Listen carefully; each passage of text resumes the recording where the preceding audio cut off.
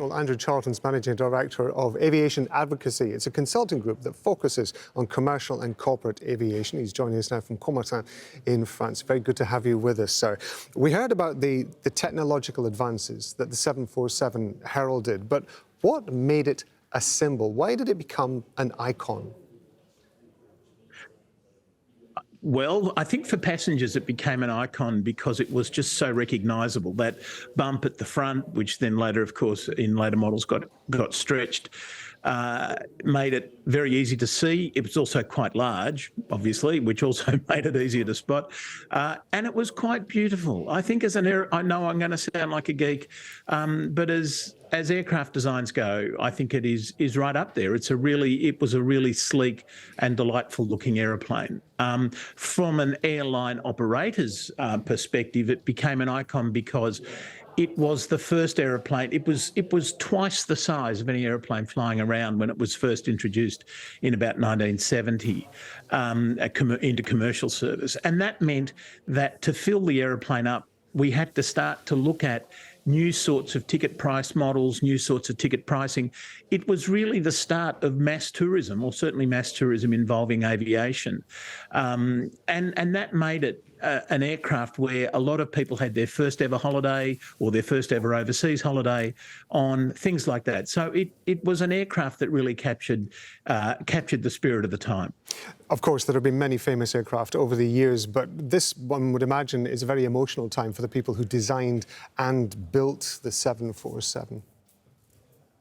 Oh, yes. And even indeed people like me who were not involved at all, but who worked in an airline, as I did for many years, that had a fleet of 747s.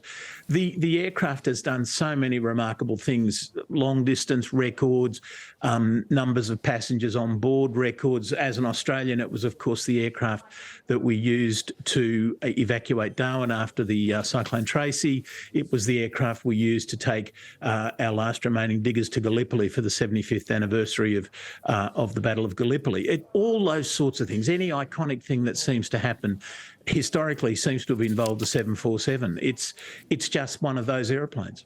Rob Reynolds, our correspondent, was talking there just a moment ago about the fact that, of course, this is part of the progression towards more faster but also more efficient aircraft. Having said all of that and allowing for all of that, do you think there will ever be anything quite as iconic as a 747 in the air ever again?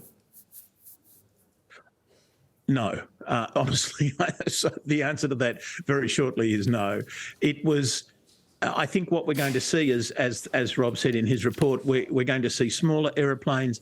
The economics of smaller two-engine aeroplanes is so much better than the economics now of a 747. Of course, at the time, it changed the economics altogether, but life moves on.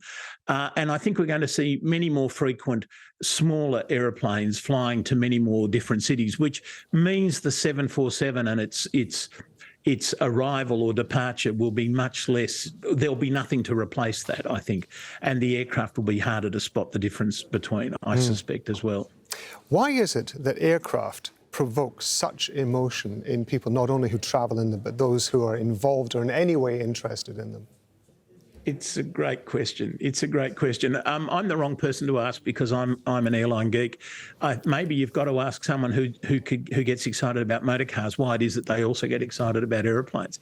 It's a great question. I think it's because of what they represent, the ability to escape